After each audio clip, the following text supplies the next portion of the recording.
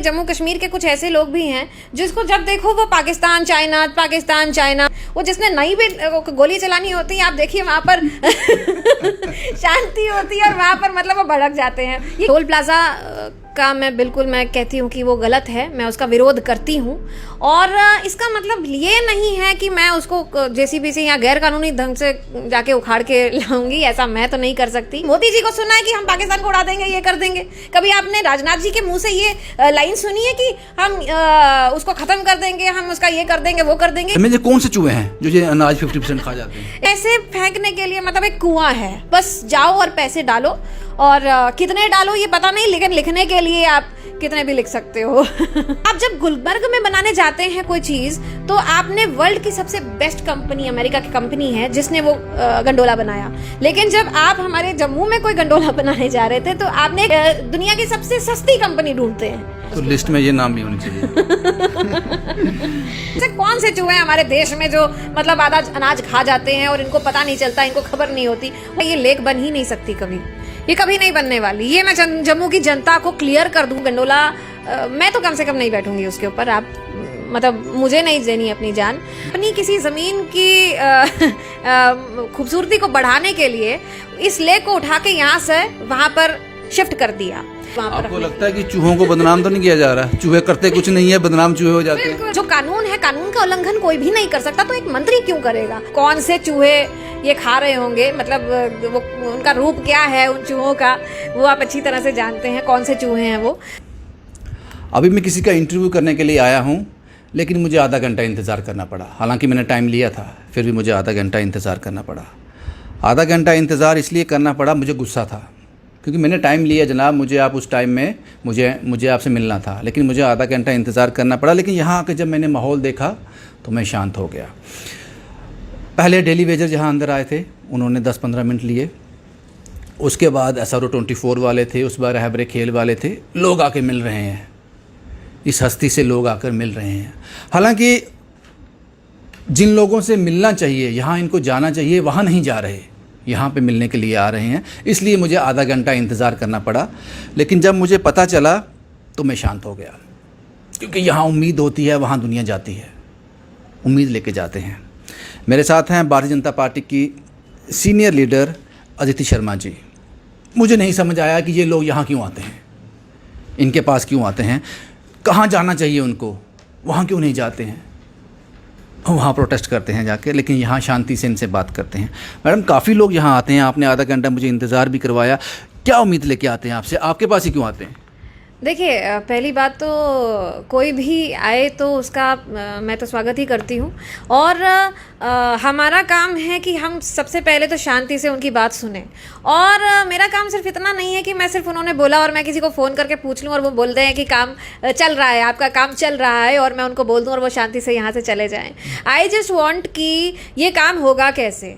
मुझे लगता है कि ये मतलब आज मैंने जब इनसे पूछा, कुछ ऐसे थे, मैंने उनको बोला कि वो पॉलिसी बताओ, वो चीज़ें बताओ। मैं जब आपके बारे में किसी से बात करूंगी तो वो मुझे बोलते हैं कि हम पता करके बताते हैं, तो मैं नहीं चाहती। हाँ, तो मुझे ये नहीं चाहिए कि आप पता करके बताएं, आप मुझे बताइए आपको पता क्या करना है, मैं आपको डॉक्यूमेंट्स देती हूँ। मुझे वो जवाब मेरे टेबल पे चाहिए, उसी वक्त चाहिए। ये ज़माना मेरे ख्याल से वो वाला नहीं रहा, पहले वाला चिट्ठियों वाला। जितना आप कर सकते हो आप करते हो, उनके जी हाँ, होप देते हो उनको, जी, उम्मीद बांधते हो उनकी। तो जनाब, हमारा टॉपिक ये नहीं था, लेकिन मैं गुस्से में था कि मुझे आधा घंटा इंतज़ार क्यों करवाया। तो टॉपिक हमारा ये है कि जब से नए लेफ्टिनेंट गवर्नर साहब सिन्हा साहब आए हैं, सबसे पहले आते ही उन्होंने एक लिस्ट मांगी है कि जो लोग अपना काम अच्छे से नहीं कर रहे हैं, जिन लोगों के खिलाफ शिकायतें हैं, जिन लोगों पे भ्रष्टाचार के आरोप हैं, जिन लोगों ने अपने पद का सही इस्तेमाल नहीं किया, उन लोगों की लिस्ट मांगी है। जब ये लिस्ट मांगी गई तो मंशा साफ हो गई, अब कुछ अच्छा होगा। जो चीज़ें बड़े लंबे समय से जम्मू कश्मीर में नकारी जा रही थी, शायद वो कोई ऐसा आदमी आ गया है जो उसका संज्ञान ले। जनता के लिए अच्छी बात है, लेकिन उन लोगों के लिए ये उनको रात की नींद उनकी उड़ गई होगी जो इस चीज़ों में इन्वॉल्व रहते हैं। सबसे पहले बात करते हैं जम्मू की डेवलपमेंट की। जो सपने दिखाए गए थे, सबसे पहला सपना था आर्टिफिशियल लेक। क्या उसमें भ्रष्टाचार हुआ है? क्या उसमें जो लोग हैं, जो अधिकारी हैं, जब तब के नेता रहे थे, क्या उन्होंने अपने काम में लापरवाही की? अपने फ़ायदे के लिए आर्टिफिशियल लेक को यूज़ किया? कहाँ बननी थी, क्या जगह आइडेंटिफाई हुई थी, कहाँ पे काम शुरू हुआ, उस सब पर चर्चा करेंगे। और इसके साथ और बहुत सारे इशू। 5 दिसंबर 2009 को उमर अब्दुल्ला साहब जम्मू कश्मीर स्टेट हुआ करती थी, चीफ मिनिस्टर थे। उन्होंने इनाग्रेशन किया था आर्टिफिशियल डल लेक का। उसके बाद आज तक अपनी 5 डेडलाइन क्रॉस कर चुकी है आर्टिफिशियल लेक। ये कहा गया था पहले जनाब 2012 में ये बनकर तैयार हो गई। उसके बाद 2013 का टाइम दिया गया, 2015 का, 2017 का, 2018 का। आप भली भांति परिचित हो कि डल लेक का काम अभी कहाँ पे है, बंद हो गया। जो पिलर खड़े किए थे वो भी टूटने की कगार पे हैं। करोड़ों रुपए खर्च हो गए, करोड़ों खर्च होने बाकी हैं, और जो डैमेज हुआ है उसको सीधा करने के लिए भी कई करोड़ लगेंगे। ये पैसा जनता का है, ये पैसा जनता का है। क्या सही हाथों में है? अदिति जी, क्या लगता है आपको? 2009 में शुरुआत हुई थी, 2012 की डेडलाइन थी, डेडलाइन भी बढ़ गई, काम भी पूरा नहीं हुआ, सिर्फ अभी पिलर ही खड़े किए हैं, करोड़ों रुपए खर्च कर दिए। आपको लगता है सही जगह पे बन रही है, सही हाथों में है? देखिए, पहली बात तो ये है, ये लेक बन ही नहीं सकती कभी, ये कभी नहीं बनने वाली। ये मैं जम्मू की जनता को क्लियर कर दूं, जम्मू कश्मीर के जनता को, कि ये लेक कभी यहाँ पर नहीं बन सकती जहाँ पर ये बनने जा रही है। ये लेक का जो प्रपोजल था, ये था जहाँ पर आप जानते हैं कि मोहमाया मंदिर जहाँ पर है, आपने देखा होगा, बहुत ब्रॉड जगह है वहाँ पर, वहीं पर बनना इसको था। लेकिन इसको वहाँ से उठाकर एक उस वक्त के, मैं कहूँगी कि जो हमारे मंत्री कोई जो थे वहाँ पर, उन्होंने अपनी किसी ज़मीन की खूबसूरती को बढ़ाने के लिए इस लेक को उठा के यहाँ से वहाँ पर शिफ्ट कर दिया। अब आप मुझे बताइए, चलिए उन्होंने एक काम कर दिया, उन्होंने शिफ्ट कर दिया। तब नेशनल कॉन्फ्रेंस ऑफ कांग्रेस की सरकार थी। जी, ताज मोहिउद्दीन साहब ने, इन्होंने उठाकर यहाँ से वहाँ पर इसको वहाँ पे भेज दिया लेक को। चलिए, उन्होंने एक काम किया, गलत किया, जो भी किया। उसके बाद में कई इंजीनियर्स ने ये लेटर्स लिखी हैं कि ये जो लेक है ये यहाँ पर फिजिबल नहीं है। तो उन्होंने ये भी कहा है उसमें कि ये जो 2 पुल हैं, चाहे ये आप तवी ब्रिज है और भगवती नगर वाला जो ब्रिज है, या तो ये दोनों रह सकते हैं यहाँ पर, या फिर ये लेक रह सकती है। और लेक यहाँ पर किसी भी तरीके से फिजिबल नहीं है। कल को अगर पानी बारिश होती है तो वो आगे के जो गांव हैं, चाहे ये आप फ्लाई मंडाल वाली साइड जाएँ या बेली चराना वाली साइड जाएँ, ये सारे के सारे तहस नहस हो जाएंगे। तो किसी भी तरीके से ये लेक जो है वहाँ पर फिजिबल है ही नहीं। इसके बाद भी, ये सब कुछ जानने के बाद, जो भी मंत्री आता है या जो भी मतलब एडमिनिस्ट्रेशन में भी जो भी आता है, वो उसके ऊपर पैसा लगाए जा रहे हैं। क्यों लगा रहे हैं जब वो वहां पर बननी ही नहीं है? अब आप मुझे बताएं कि वो ब्रिज, मुझे बताएं क्यों लगा रहे हैं। आई डोंट नो, ये एक यही तो बात है कि मतलब जब वो चीज कोई इनिशिएटिव लेना नहीं चाहता, कोई चेंज चाहता ही नहीं है। आई डोंट नो क्यों नहीं चाहते ये लोग, कहाँ से हैं, ये कौन सी कंट्री से बिलोंग करते हैं, कौन सी स्टेट से हैं। इनका काम यहाँ पर रहना है, अपने लोगों के लिए काम करना है। अगर एक लेक बन जाती है, आप देखिए बहुत हद तक हमारे लिए एक सुंदर सी एक चीज़ हमारे जम्मू में बन जाती है। यहाँ पर तो कुछ है ही नहीं देखने के लिए, आप देखिए कुछ भी नहीं है यहाँ पर। अगर किसी भी ऐतिहासिक जगहों की बात की जाए, उनका बुरा हाल है। अगर परमंडल की बात की जाए, अगर हमारे इतिहास में देखा जाए, हमारे ग्रंथों में देखा जाए, तो गंगा स्नान से पहले यहाँ पर स्नान किया जाता है, तब तक उसका फल नहीं मिलता। तो आप बताइए, ऐसी जगहों पे अगर कुछ नहीं हुआ तो इसका क्या करेंगे लोग? शर्मा जी, क्या लगता है आपको, जो लिस्ट मांगी गई है उसमें जो लेक के अधिकारी हैं या तब के जो मिनिस्टर रहे होंगे या उच्च अधिकारी, उनके नाम भी रहेंगे टॉप पे? बिल्कुल, उनके नाम होने चाहिए। ये एक बहुत बड़ा स्कैम है। देखिए, जनता के साथ धोखा है। और ये पैसा किसका है? जम्मू कश्मीर की जनता का है, लोगों का पैसा है। और आप लोगों के पैसे को कुछ नहीं समझते और बस मतलब बहाए जा रहे हैं। और बाकी पानी आता है, आप बोल देते हैं कि वो चला गया पाकिस्तान में, पुल गिर गया, वो पुल नहीं, वो ब्रिज जो वो बनाए हुए, ब्राच जो बनाए हुए उन्होंने, वो मतलब वो गिर जाते हैं। अब वो कैसे गिर जाते हैं? इन्होंने लिखा है कि जी वहाँ की मिट्टी खराब है। अब मिट्टी अगर वहाँ की खराब है तो उसके साथ, अरे उसके साथ में जो पुल है उसकी भी तो वही मिट्टी है ना। उसके साथ में भगवती नगर का पुल जो खड़ा है वो भी तो उसी मिट्टी में खड़ा है। वो खड़े हैं, लेकिन उसके साथ में वो वाले ब्राच जो है वो टेढ़े मेढ़े गिर पड़े हैं। और वो साथ वाली आप अगर दीवार देखें, वो 100 करोड़ की दीवार बनी है। आपको लगता है मतलब किसी भी तरीके से ये कोई कुछ बन रहा है वहाँ पर? वो बस ऐसे ही मतलब पैसे फेंकने के लिए मतलब एक कुआं है, बस जाओ और पैसे डालो, और कितने डालो ये पता नहीं, लेकिन लिखने के लिए आप कितने भी लिख सकते हो। आपको लगता है कि ये कोई गलत चल रहा है? गलत है, बिल्कुल गलत है, एब्सोल्युटली, सब लोग जानते हैं। और ये बात मैं क्या मतलब, आप किसी भी अच्छे जानकार, कोई इंजीनियर जो मतलब इस में काम कर सकता है, उससे आप पूछिए, ये लेक यहाँ बन ही नहीं सकती है। तो फिर हम क्यों उसमें जो भी नया मंत्री आता है, चलिए जिसने पुराने ने किया सो किया, उसके बाद में जो आता है वो भी पैसा लगाता है, वो भी पैसा दूसरा आता है। अगर ये गलत है मैडम, अगर ये गलत है, यहाँ नहीं बन सकती, लोगों को थ्रेट है कि अगर जब भी थोड़ी सी बरसात होती है तो जहाँ पानी चढ़ जाता है, लोगों के लिए मुश्किल हो जाता है। 2014 में कैसी बाढ़ आई थी, मतलब उस फ्लड में मतलब क्या क्या नुकसान हुए, लोग आज भी अपने पैरों पे खड़े नहीं हो पाए हैं उस नुकसान से। तो आप बताइए, अगर ये लेक हो जाएगी तो वो तो अभी तो मतलब वो लोग कम से कम अपने घरों के बाहर उनके घर गए, 24 घंटे थ्रेट में रहेंगे, पता नहीं कब लीक हो जाए, कहाँ से लीक हो जाए। मतलब ये खाली इस बरसात की नहीं, बीच में भी जो बरसात होती है उसमें भी वो चले जाएंगे, फिर वो उनको लोगों को ढूंढना भी मुश्किल है। सो दिस इज ये एक बहुत बड़ा स्कैम है। तो पहला इशू हमारा यही था। तो ये लिस्ट जो बन रही है, तो इसमें ये भी ज़रूर देखना चाहिए कि जो ये लैंड आइडेंटिफाई हुई है, उसके बाद जो यहाँ पे इन्वेस्टमेंट हुई है, अभी तक काम पूरा नहीं हुआ, 5 डेडलाइन क्रॉस कर चुका है ये आर्टिफिशियल लेक जम्मू का। शायद कुछ लोगों का लिस्ट में नाम होना चाहिए जो इसके रिलेटेड हो। उसके बाद मैडम सबसे बड़ा जो हमें एक ख्वाब दिखाया गया था, वो था जनाब जम्मू गुलमर्ग बन जाएगा, यहाँ टूरिस्ट होगा, बहुत टूरिस्ट होगा, काम होगा, ऑटो वाला भी खुश होगा, दुकान वाला भी खुश होगा, रेहड़ी वाला भी खुश होगा, क्योंकि गंडोला लग जाएगा।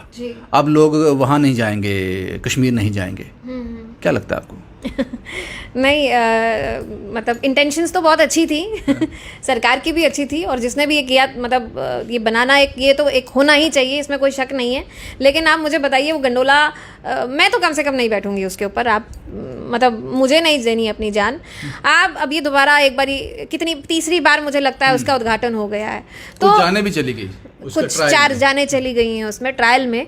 आप मुझे बताइए कि ये गंडोला, मैं आपको बता दूं, पहले इसका 24 करोड़ का ये जो बजट था, उसके बाद में ये एनहांस होता है 35 करोड़, करते करते ये 70 करोड़ पे स्टॉप हो गया 70 करोड़ तक इसका बजट चला गया। 50 करोड़ की ट्रेन आती है, मैं आपको ये भी बता दूं आपकी जानकारी के लिए। और वो गंडोला मतलब आप समझ लीजिए वो टॉय जैसा है, वो मतलब वो कहीं प्रोफेशनल सा लगता भी नहीं है। और उस गंडोले में इतना पैसा लग गया, उसके बाद में वो एक्सीडेंट हो जाता है। आप मुझे बताइए, पहली बात इसमें एक जो सबसे गलत चीज़ जो थी, जिस कंपनी ने ये बनाया है वो company 7 times black listed company है, कलकत्ता की कंपनी है वो।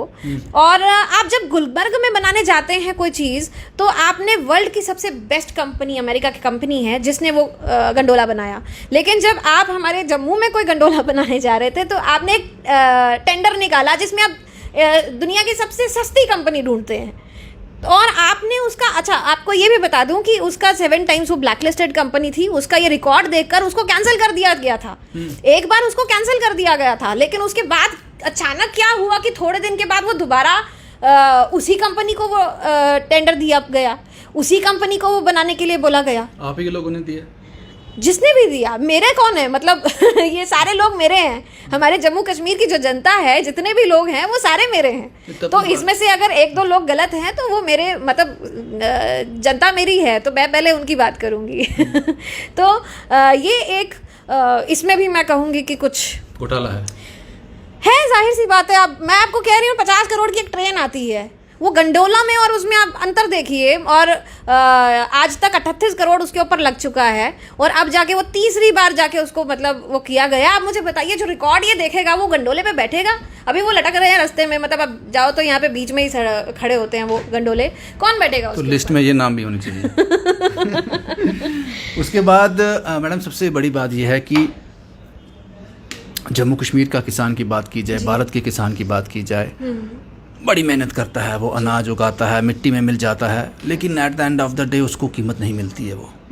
और सबसे बड़ी बात जो हमारा जो रिसर्च कहता है कि जो भी FCI के गोडाउन्स रहते हैं, हर बार यही कहा जाता है जनाब 30%, 40%, 50% जो अनाज है वो चूहे खा गए, वेस्ट हो गया, सड़ गया, पानी लग गया, उसको ख़त्म हो गया।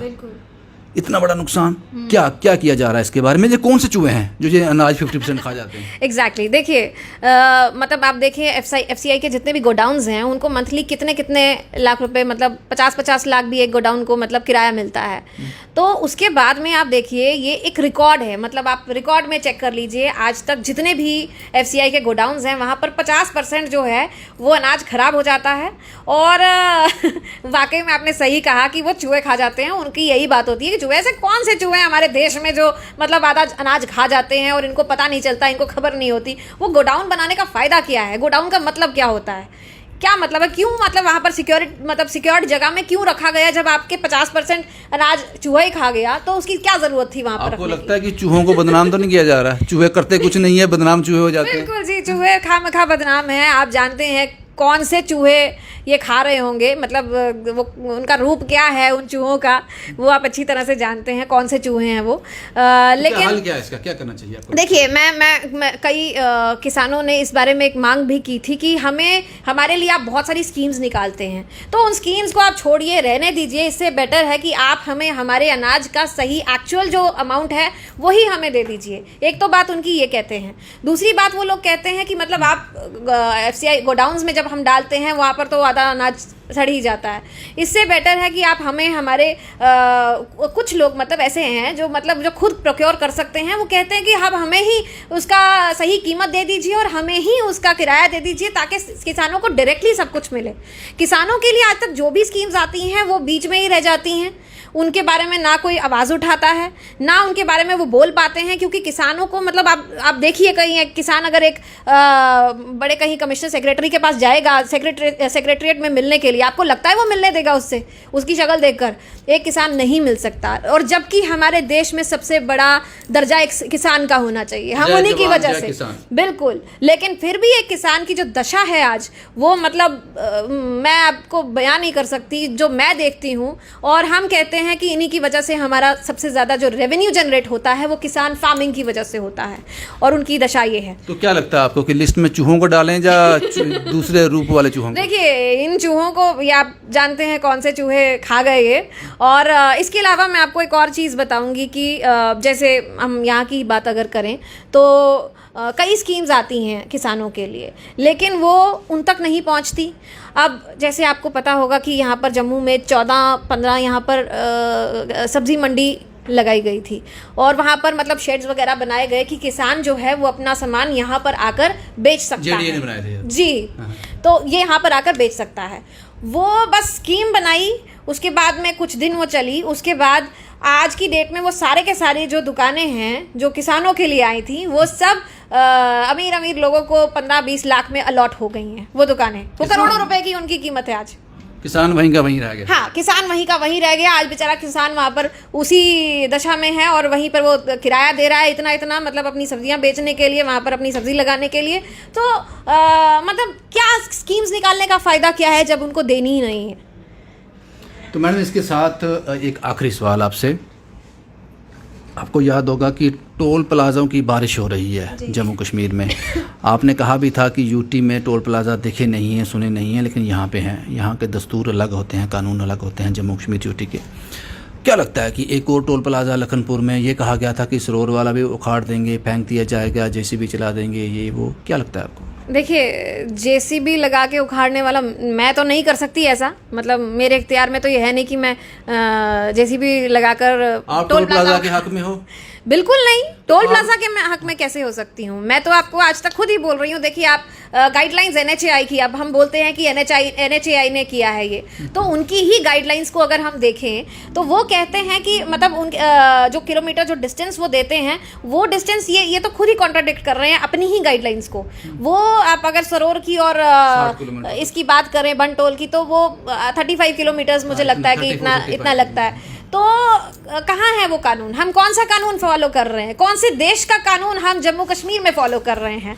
अदिति जी, मैं अगर आपसे सवाल पूछूं कि ये टोल प्लाजा लगे हैं, क्या कहना है आपको? आप इसको लोगों को किस तरह से डिस्क्राइब करेंगे? हमने सुना है कि हम उखाड़ कर फेंक देंगे, जेसीबी लगाएंगे, ये सुना है।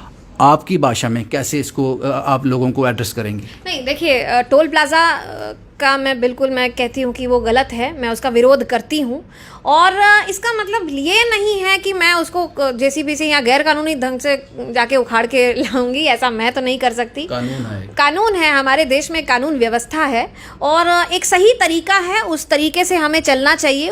इसके एक मंत्री हैं हमारे गडकरी साहब, हम उनके साथ में इस बात को रख सकते हैं। हमारे जम्मू कश्मीर के जो वरिष्ठ नेता हैं उन्हें एक सभ्य तरीके से उनके साथ इस बात को रखना चाहिए।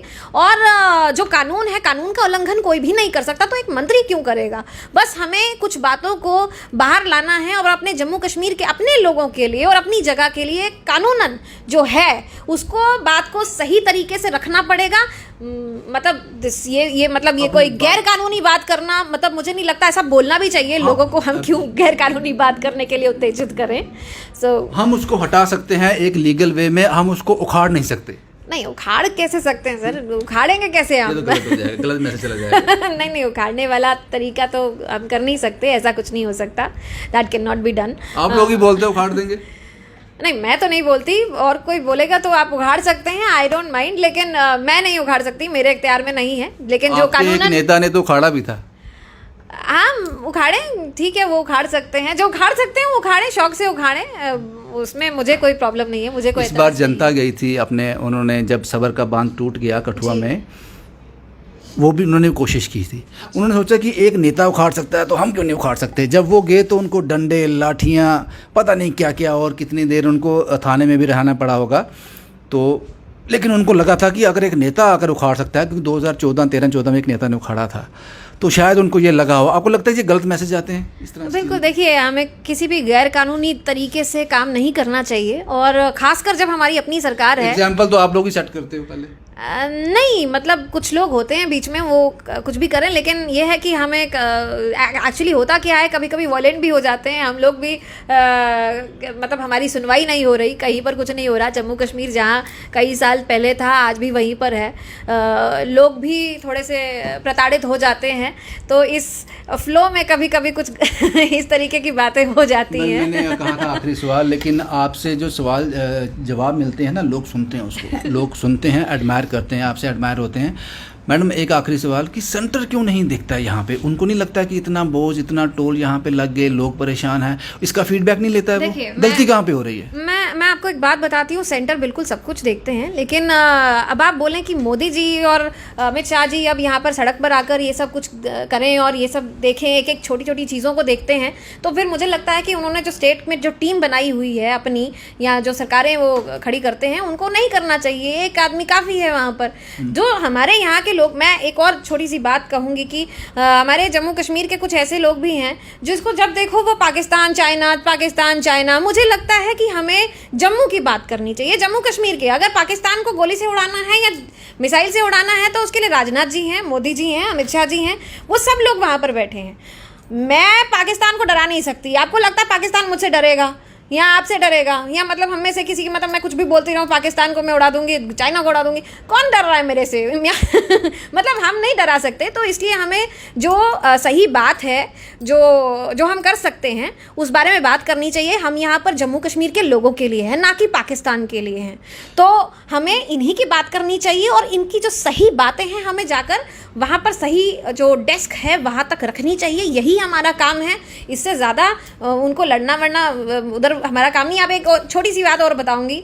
अब देखिए, बॉर्डर पे सब कुछ शांति से चल रहा होता है, यहाँ पर हम भड़क भड़क के वहाँ पर सारा माहौल ख़राब कर देते हैं। वो जिसने नहीं भी गोली चलानी होती है, आप देखिए वहाँ पर शांति होती है और वहाँ पर मतलब वो भड़क जाते हैं। ये किस वजह से? ये हमारी बचकानी हरकतों की वजह से। आपने कभी मोदी जी को सुना है कि हम पाकिस्तान को उड़ा देंगे, ये कर देंगे? कभी आपने राजनाथ जी के मुंह से ये लाइन सुनी है कि हम उसको ख़त्म कर देंगे, हम उसका ये कर देंगे, वो कर देंगे? एक तरीका होता है, ठीक है। दो देश हैं, ये दो कंट्रीज़ हैं, तो इस मैटर को सॉल्व करने के लिए दोनों को अपना दिल बड़ा करना पड़ेगा, नो डाउट्स, लेकिन एक तरीका होता है बोलने का, और हमें अपना काम करना है।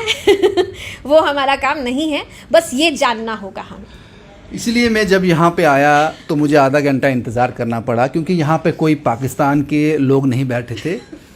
बेसिक मुद्दे लेके आए थे अपने, उनको कुछ लेना नहीं है पाकिस्तान से। पाकिस्तान क्या करता है बॉर्डर पे, उसके लिए हमारी आर्मी है, हमारे सेंटर के लोग हैं बैठे हुए हैं, वो सब वॉच कर रहे हैं। अगर वो वॉच नहीं कर रहे होते तो आज हम यहाँ पे इंटरव्यू भी नहीं कर रहे होते।